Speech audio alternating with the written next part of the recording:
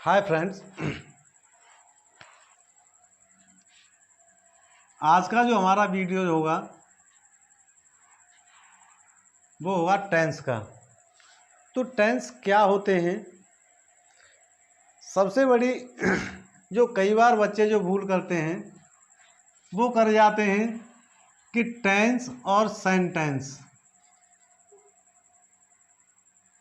और ट्रांसलेशन।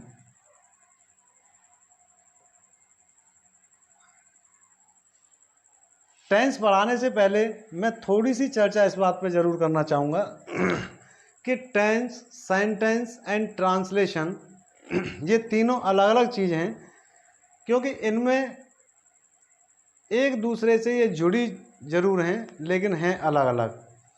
तो करते क्या हैं कि टेंस क्या होता है, टेंस होता है आपका पीरियड ऑफ टाइम, यानी जो वर्ब है आपकी वो पीरियड ऑफ टाइम को दिखाती है, आपको टाइम दिखाती है कि एक्शन आपका कब हो रहा है। जब आपका एक्शन हो रहा है तो वो टेंस हो गया। और जब किसी भी टेंस का आप सेंटेंस बना सकते हैं, सेंटेंस आपका किसी भी टेंस में हो सकता है। ट्रांसलेशन में आपको क्या करते हैं ट्रांसलेशन में हम एक भाषा को दूसरी भाषा में बदलते हैं, तो वो आपका ट्रांसलेशन हो गया। अब ट्रांसलेशन करते समय हमें थोड़ी सी ये रखनी है कि भाई जब हम इंग्लिश पढ़ रहे हैं तो इंग्लिश भाषा का अपना चार्म है, और जब हम हिंदी पढ़ रहे हैं तो हिंदी भाषा का अपना अलग चार्म है। तो कई बार बच्चे क्या करते हैं, वर्ड टू वर्ड ट्रांसलेशन करना शुरू कर देते हैं, वहीं गड़बड़ हो जाती है। क्योंकि जब हम इंग्लिश पढ़ रहे होते हैं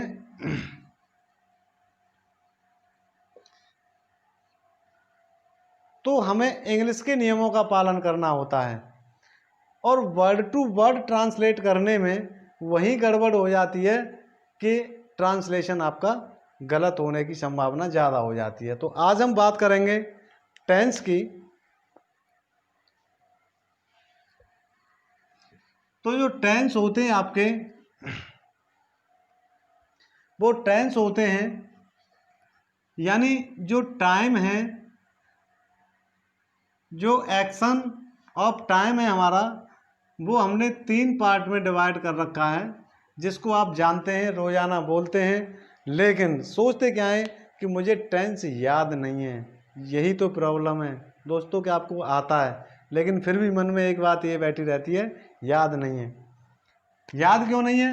रोज़ाना तो आप बोलते हैं, जब आप अब की बात कर रहे हैं तो वो आपका प्रेजेंट हो गया।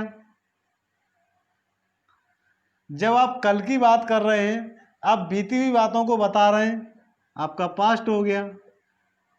और जब आप अपनी योजना आगे के लिए बना रहे हैं तो वो आपका फ्यूचर हो गया। तो इस तरह से जो हमारे टेंस हैं वो हो गए present tense, past tense and future tense. तो जब हमें आता है प्रेजेंट में हम बात भी करते हैं, हम पास्ट की बात भी करते हैं, हम फ्यूचर की बात करते हैं। भाई इस समय मुझे कोई डिस्टर्ब मत करो, मैं पढ़ रहा हूँ, प्रेजेंट में आप बात कर रहे हैं। कल मैंने ये पाठ याद किया था, आप पास्ट में बात कर रहे हैं। ऐसी चीज़ों को आप रोज़ाना बोलते हैं। कल की छुट्टी होगी, इसको भी आप बोलते हैं। कल मैं वहाँ जाऊँगा, ये काम करूँगा, तो वो फ्यूचर हो गया। तो जो टेंस हैं यहाँ, इनको भी हमने डिवाइड किया पार्ट्स में, तो वो हो गए indefinite,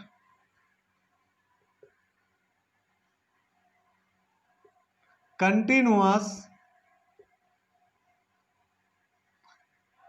perfect and perfect continuous.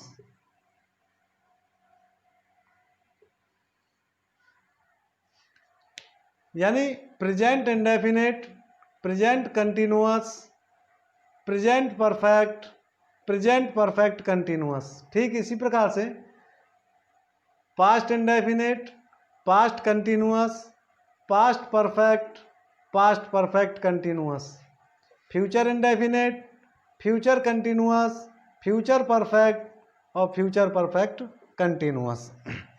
तो इस तरह से आपके ये टेंस हो गए। अब हमें ये पता करना है कि कहाँ पर हम इंडेफिनिट का यूज़ कर रहे हैं, कहाँ हम कंटिन्यूअस का यूज़ कर रहे हैं, कहाँ परफेक्ट और कहाँ परफेक्ट कंटिन्यूअस का यूज़ कर रहे हैं। तो दोस्तों हम बात करेंगे आज प्रेजेंट इंडेफिनिट टेंस की।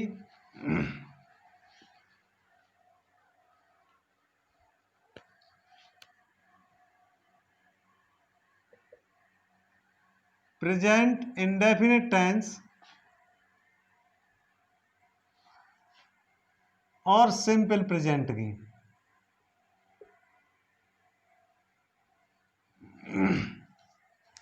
तो हम बात करेंगे प्रेजेंट इंडेफिनिट टेंस और सिंपल प्रेजेंट टेंस की। यहाँ आपको समझने वाली बात यह है कि कई बार हम प्रेजेंट इंडेफिनिट टेंस और सिंपल प्रेजेंट में गलती ये कर जाते हैं कि जो प्रेजेंट इंडेफिनिट है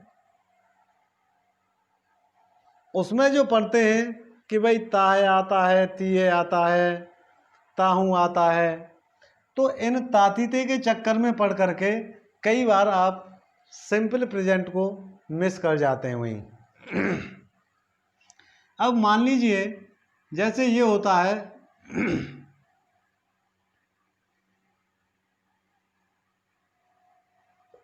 बच्चे हमेशा अच्छे होते हैं। यहाँ यदि हम देखें सेंटेंस को कि बच्चे हमेशा अच्छे होते हैं, तो ते है तो हमारा आ रहा है, लेकिन ये प्रेजेंट इंडेफिनिट का यहाँ पर आपका कुछ नहीं लगना है, क्योंकि आपका दिमाग सीधे जाता है ताहे आ रहा है, प्रेजेंट इंडेफिनिट हो गया। फिर आप ढूंढते हैं, बोले यहाँ एस लगा दो, ई एस लगा दो, ये लगा दो। तो वहाँ हमको ये ध्यान रखना है कि ये जो हमारा हो गया ये सिंपल प्रेजेंट हो गया। क्यों हो गया? इतनी सी बात हमको ये जाननी है कि ये हो क्यों गया। तो सिंपल प्रेजेंट क्यों हो गया, इसको हम देखते हैं कि कौन अच्छे होते हैं, बच्चे होते हैं, हमें सब्जेक्ट मिल गया। यहाँ पर जब हम देखते हैं, क्योंकि यहाँ इस सेंटेंस में कोई वर्ब नहीं है, कोई एक्शन वर्ड नहीं है, यानी जब आपका सब्जेक्ट कोई काम नहीं कर रहा होता है तो आपको मान लेना है कि भाई सिंपल प्रेजेंट है, और इसमें हमें इज, आर और एम का प्रयोग करना है। ध्यान ये रखना है कि जब सब्जेक्ट कोई काम नहीं कर रहा है तो ऐसे वाक्यों में आपको इज, आर, एम का प्रयोग करना है, यदि वो सिंपल प्रेजेंट है तो। तो जैसे the children are always good, the children are always good. यहाँ हम देख रहे हैं कि इज, आर, एम का यूज हमने किया क्योंकि जो हमारे बच्चे हैं वो कोई भी एक्शन नहीं कर रहे हैं इस सेंटेंस में। जैसे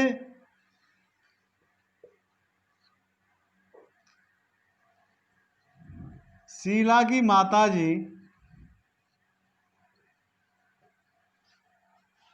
मेरी मौसी लगती हैं।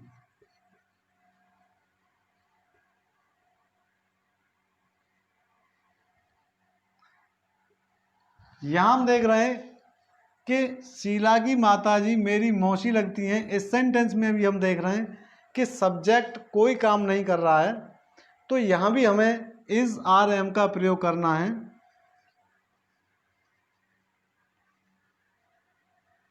Sheela's mother is my aunt. तो सिंपल प्रेजेंट की ये बात हो गई कि आप सिंपल प्रेजेंट को आसानी से पहचान लेंगे केवल हमें ये ध्यान रखना है कि वहाँ मेन वर्ब है या नहीं है, यानी कोई एक्शन वर्ड है या नहीं है, यानी जो हमारा सब्जेक्ट है वो कोई काम कर रहा है या नहीं कर रहा है। यदि कोई एक्शन वर्ड है तो आप उसको ट्रांसलेट करेंगे प्रेजेंट इंडेफिनिट में। तो अब हम बात करते हैं प्रेजेंट इंडेफिनिट टेंस की। तो जो प्रेजेंट इंडेफिनिट टेंस होता है,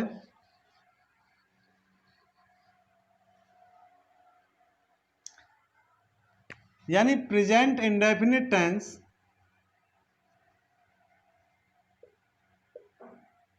is used to express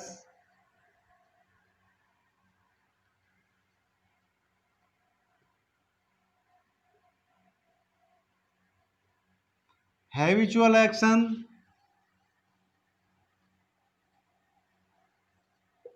daily routine,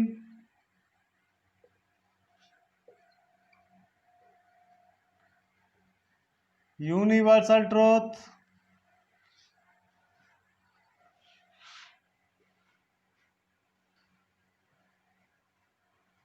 proverbs,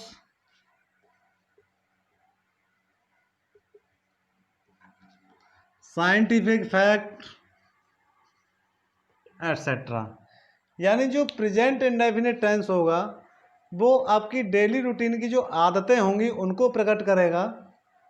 आप डेली रूटीन में जो काम करते हैं, दैनिक जो आपके कार्य हैं, वो आपके प्रेजेंट इंडेफिनिट टेंस के अंतर्गत आएंगे। आपके यूनिवर्सल ट्रूथ हैं, जो सार्वभौमिक सत्य हैं, यानी ऐसी बात जो हमेशा सत्य रहती है, हर जगह सत्य रहती है, वो आपकी प्रेजेंट इंडेफिनिट टेंस होगी। कहावतें हैं वो आपकी प्रेजेंट इंडेफिनिट टेंस होंगी। आपके साइंटिफिक फैक्ट हैं वो आपके प्रेजेंट इंडेफिनिट टेंस होंगे। तो ये आपके होंगे या तो प्रेजेंट इंडेफिनिट टेंस या फिर सिंपल प्रेजेंट, इसीलिए हमने दोनों टॉपिक्स को एक साथ लिया है।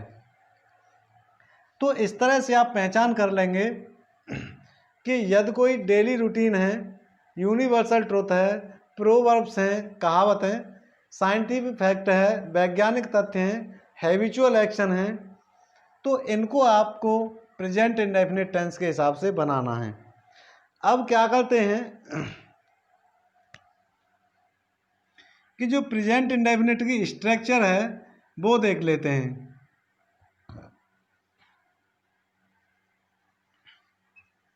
सब्जेक्ट, वर्ब और वर्ब में लगा देंगे एस या ईएस, ऑब्जेक्ट या फिर कोई कंप्लीमेंट। दोस्तों जरूरी नहीं है कि किसी सेंटेंस में हमेशा वर्ब के साथ ऑब्जेक्ट होगा। कई सेंटेंसेस में ऐसा होता है कि वर्ब के बाद कंप्लीमेंट आता है, यानी वो ऑब्जेक्ट नहीं होता, या फिर ऑब्जेक्ट भी होता है और कंप्लीमेंट भी होता है। तो इस तरह से ये आपकी अब सब्जेक्ट है, वर्ब है, एस या ईएस लगा देंगे। पहचान हमने कर ली कि भाई ये प्रेजेंट इंडेफिनिट टेंस है या सिंपल प्रेजेंट टेंस है। यहाँ प्रेजेंट इंडेफिनिट टेंस की हम बात कर रहे हैं, तो सब्जेक्ट हमारा जो होगा, एक तो पहली बात सिंगुलर नंबर में होना चाहिए,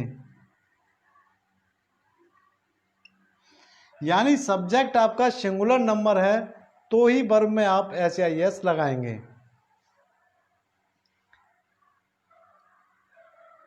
यदि आपका सब्जेक्ट प्लूरल नंबर में है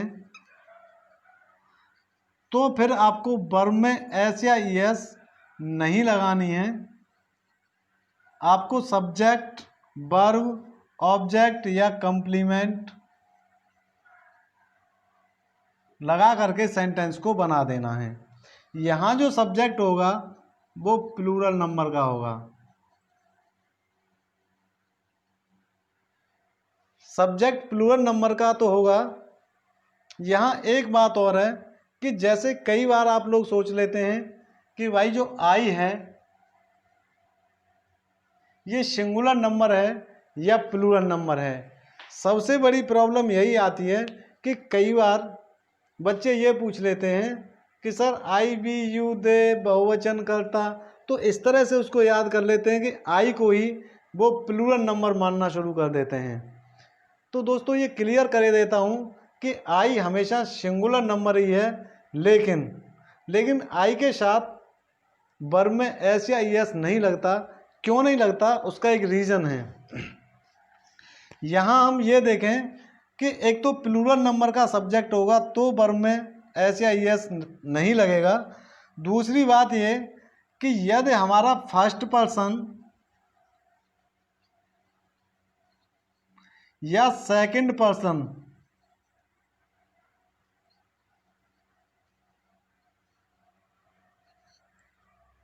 यानी यदि हमारा जो सब्जेक्ट है वो फर्स्ट पर्सन या सेकंड पर्सन का होगा तब भी वर्ब में एस या एस नहीं लगेगा।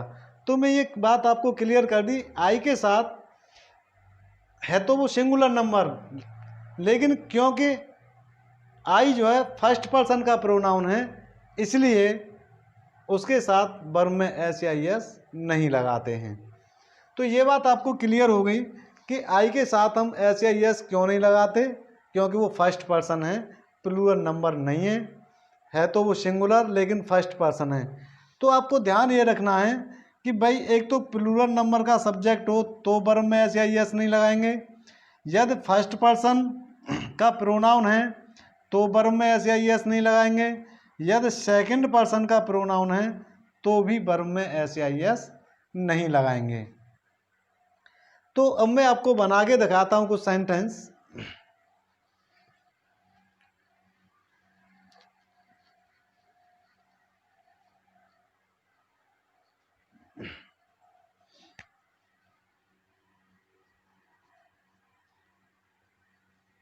हरी मेरी सहायता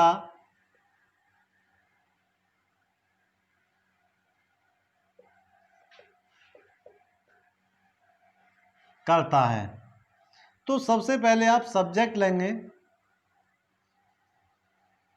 और ट्रांसलेट करने का एक और तरीका कि आपको हमेशा पहले जैसे सब्जेक्ट ले लिया और उसके बाद आप सीधे हिंदी के सेंटेंस के अंत में पहुंच जाओ।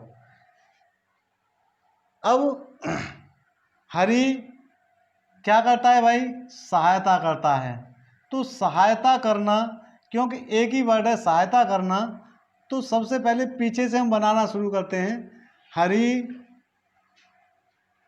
हेल्प्स मी, क्योंकि हरी सिंगुलर नंबर है इसीलिए हमने हेल्प वर्ब में एस लगा दिया। अब आप सोच रहे होंगे कि यहाँ एस और ई एस कब लगाते हैं, वो भी मैं आपको एक वीडियो में बताऊंगा कि कब एस लगाना है आपको और ई एस कब लगाना है। लेकिन अब क्योंकि बात हो रही है प्रेजेंट इंडेफिनिट टेंस की, तो यहाँ ऐसे हम पढ़ लेते हैं। मैं प्रतिदिन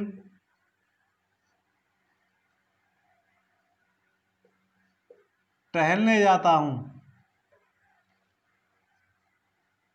आई go for a walk daily. तो हमने हमेशा देखो सबसे पहले मैंने यहाँ सब्जेक्ट को ले लिया और फिर हम सबसे पीछे गए, जाना, जाना के लिए लगा दिया गो, फिर टहलना वॉक और फिर प्रतिदिन डेली, यानी पीछे से हम आगे की तरफ बढ़ते आए। तो इस तरह से आप सेंटेंस को आसानी से बना सकते हैं। दोस्तों ये तो बात हो गई हमारी प्रेजेंट इंडेफिनिट में, आपने ये स्ट्रक्चर समझ ली। लेकिन होता क्या है कि यहाँ कुछ सर्टेन वर्ब्स ऐसे होते हैं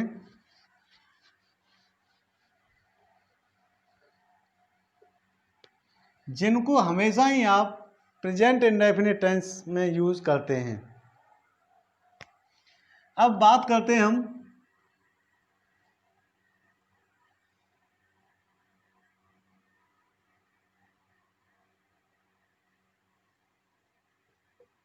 जैसे मांग बढ़ने पर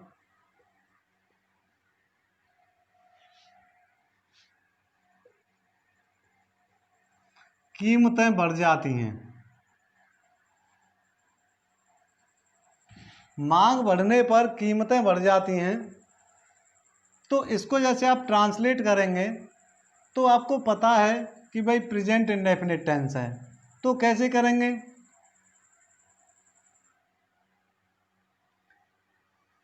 पहले यहाँ तक बना लो, फिर ऐसे बना लो। तो आपने वो पार्टिसिपल वाली वीडियोज हमारी देखी होंगी, तो उनमें जैसे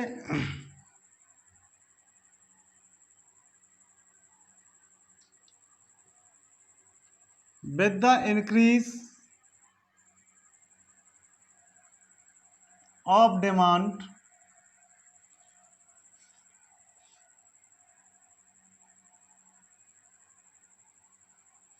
प्राइसेस श्योर, यानी यहाँ मैं ये बताना चाह रहा था, जैसा मैंने पहले बताया था कि आप वर्ड टू वर्ड ट्रांसलेट करना चाहते हैं तो ऐसा नहीं होता।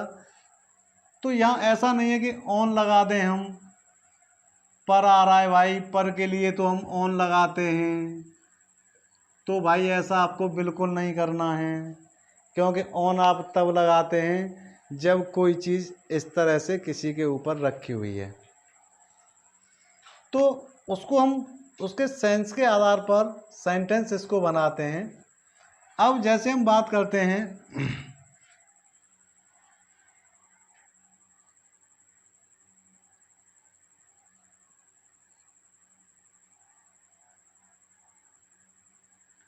राकेश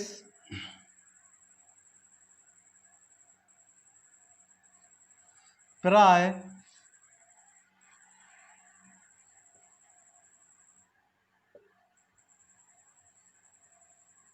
झूठ बोलता है। Rakesh often tells a lie. Rakesh often tells a lie, ये हो गया आपका राकेश प्राय झूठ बोलता है। तो ये बात हो गई हमारी प्रेजेंट इंडेफिनिट टेंस की। अब बात करते हैं हम नेगेटिव सेंटेंसेस की, कि नेगेटिव सेंटेंस आप किस तरह से बनाएंगे। नेगेटिव सेंटेंस बनाने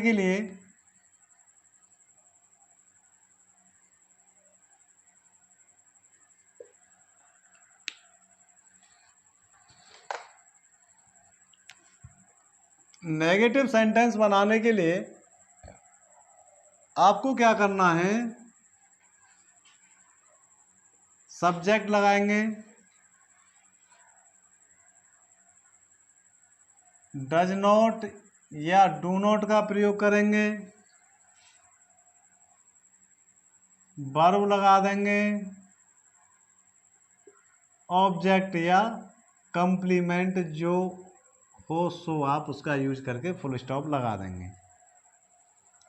डज नॉट आपको कहाँ लगाना है, जिन वर्ब्स में आप जिन सब्जेक्ट के साथ आप जिन वर्ब्स में एस या ईएस लगाते थे वहाँ आप डज लगा देंगे, और जहाँ एस या ईएस नहीं लगाते थे वहाँ डू नॉट का प्रयोग कर देंगे।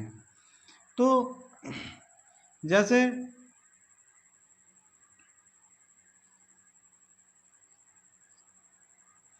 वह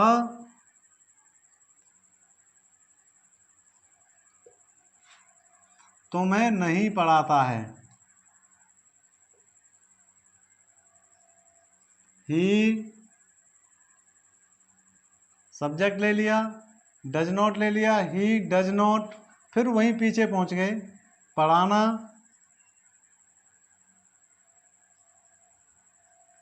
teach you, he does not teach you. दूसरी हम स्ट्रक्चर लेते हैं, यदि मान लो कभी नहीं आ रहा है तो उसके लिए आपको क्या करना है कि यहाँ इनकी जगह पे आपको नेवर यूज करना है।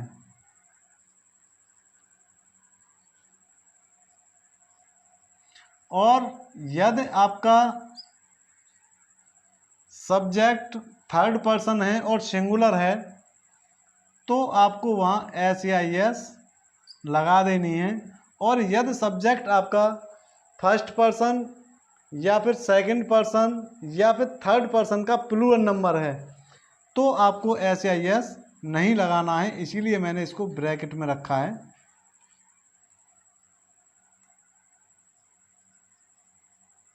ऑब्जेक्ट या कंप्लीमेंट, तो जैसे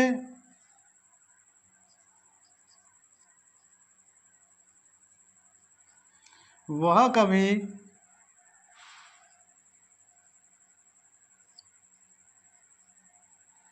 स्कूल नहीं जाता है, यानी कभी नहीं जाता है। He never goes to school, तो क्योंकि कभी नहीं आ रहा है इसीलिए आपको नेवर लगाना है। अब क्योंकि ही है थर्ड पर्सन का सब्जेक्ट है, सिंगुलर नंबर है, इसीलिए वर्ब में SIS लगा दिया गया है। ठीक इसी प्रकार से आप इंटरोगेटिव सेंटेंस भी कर लेंगे।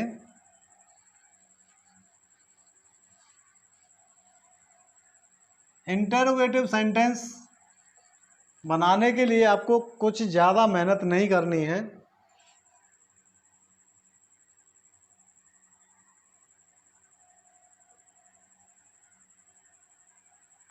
इंटरोगेटिव सेंटेंस बनाने के लिए आपको क्या करना है, जो आपकी हेल्पिंग वर्ब आई थी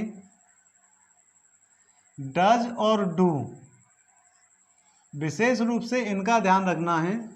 जो आपकी हेल्पिंग वर्ब्स आई थी डज और डू, यदि मान लो हिंदी वाक्य में क्या सबसे पहले आ रहा है, शुरुआत क्या से हो रही है, तो आप उस सेंटेंस की शुरुआत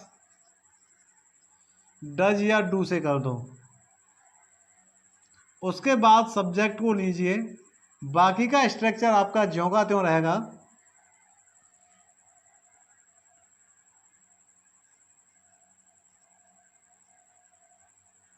केवल इसमें ध्यान ये रखना है कि वर्ब में SIS आपको नहीं लगाना है।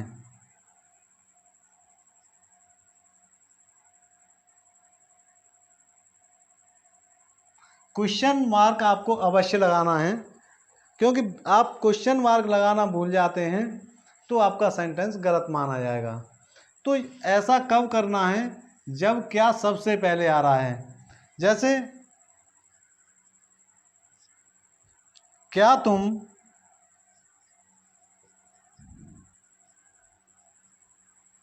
प्रतिदिन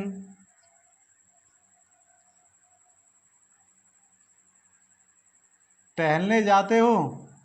अब क्योंकि क्या सबसे पहले आ गया, स्ट्रक्चर आपके पास है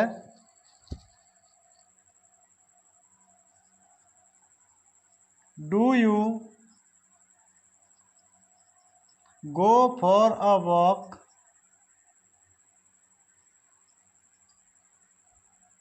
डेली। स्ट्रक्चर को आप उतार लें। अब मान लो ये जो क्वेश्चन वर्ड है हिंदी में, यदि हिंदी में हिंदी वाक्य के बीच में आ जाए, ये तो था आपका क्या सबसे पहले आ गया, यदि हिंदी वाक्य के बीच में हो तो स्ट्रक्चर में आपको बहुत ज़्यादा फेरबदल नहीं करना है। केवल आपको क्या करना है, जो क्वेश्चन वर्ड है, जो भी क्वेश्चन वर्ड आपके सेंटेंस में दिया हुआ है उस क्वेश्चन वर्ड को आप सबसे पहले लगा दो और बाकी का स्ट्रक्चर आपका ज्यों का त्यों रहना है।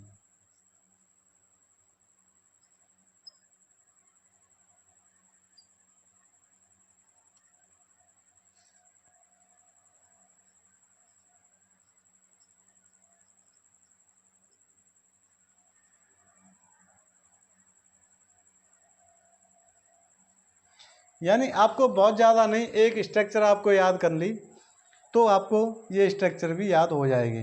यानी केवल क्वेश्चन वर्ड को आपको लाना है तो किस तरह से आप आगे लाएंगे,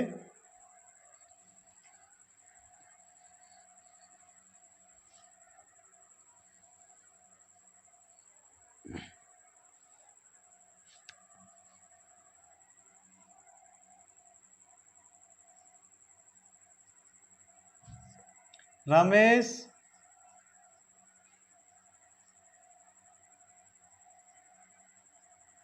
सुबह सुबह कहाँ जाता है। अब कहाँ आपका बीच में आ गया, तो आपको क्या करना है कि क्वेश्चन वर्ड है, तो भाई क्वेश्चन वर्ड को पहले ले लो। वेयर डज, फिर सब्जेक्ट ले लो रमेश, फिर वर्ब पे आ जाओ। Where does Ramesh go in the morning.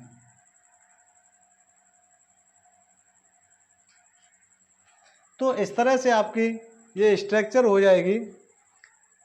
दूसरा जो इंटेरोगेटिव सेंटेंस आप बनाते हैं, मान लो यदि कहीं पर आपका कौन लगा हुआ है, तो उसकी जो स्ट्रक्चर होगी सेंटेंस की थोड़ी सी इनसे अलग हो जाएगी। यदि कौन आपका सब्जेक्ट की तरह यूज हो रहा है, तो वहाँ स्ट्रक्चर बदल जाएगी। वहाँ क्या होगा, आपको हु लगाना है, क्योंकि वहाँ पर सब्जेक्ट जो आपका हु होगा और वर्ब में एस या यस लगानी है। वहाँ डू और डज का प्रयोग नहीं करना है।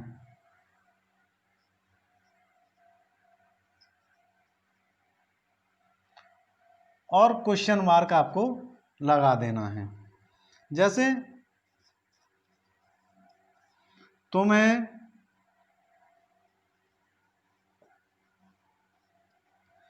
अंग्रेजी कौन पढ़ाता है।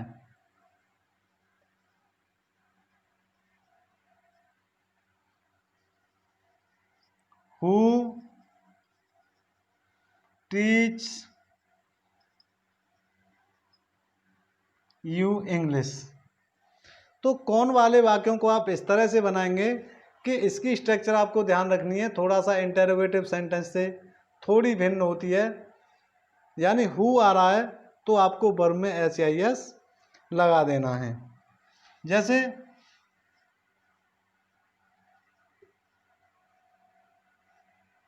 सुभाष चंद्र बोस को कौन नहीं जानता।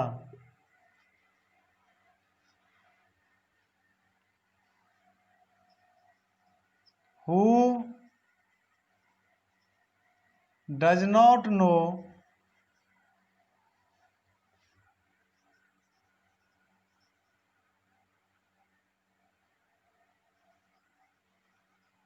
सुभाष चंद्र बोस। एक स्ट्रक्चर और मैं आपको बताऊंगा,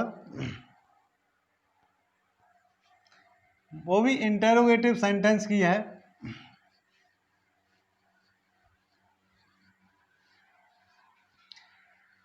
जैसे मान लो आपका कितना,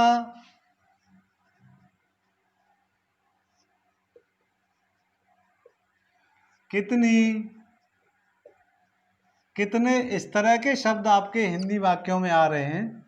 तो उसको ट्रांसलेट करते समय आपको ये ध्यान रखना है हाउ मच और हाउ मैनी के साथ जो रिलेटेड नाउन है, जो उससे संबंधित नाउन है, उस नाउन्स को आप सबसे पहले ले आएंगे। उसके बाद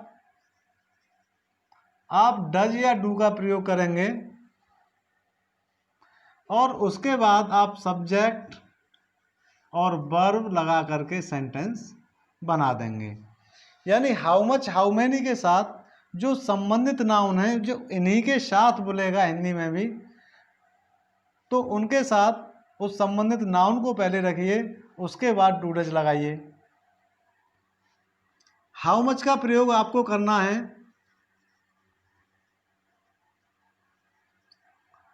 अनकाउंटेबल नाउन्स के साथ, और हाउ मैनी का यूज आपको करना है काउंटेबल नाउन के साथ। यानी यदि नाउन आपका काउंटेबल है तो आपको हाउ मैनी लगाना है, और यदि अनकाउंटेबल है तो हाउ मच लगाना है। यानी जिनको आप गिन सकते हैं उनके साथ हाउ मच, और जिनको आप नहीं गिन सकते उनके साथ हाउ मच, और जिन्हें आप गिन सकते हैं उनके साथ हाउ मैनी का प्रयोग करना है। जैसे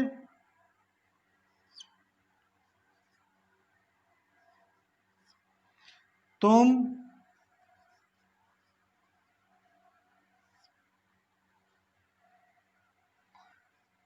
कितना दूध पीते हो। यहां कितना संबंधित है दूध से, अनकाउंटेबल नाउन है। How much milk do you drink.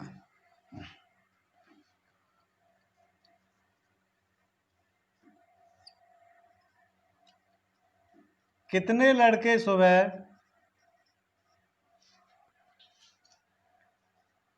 टहलने जाते हैं। यहां नाउन आपका काउंटेबल है, कितने लड़के लड़कों को आप गिन सकते हैं, तो इसीलिए आपको लगाना है how many boys do go for a walk in the morning.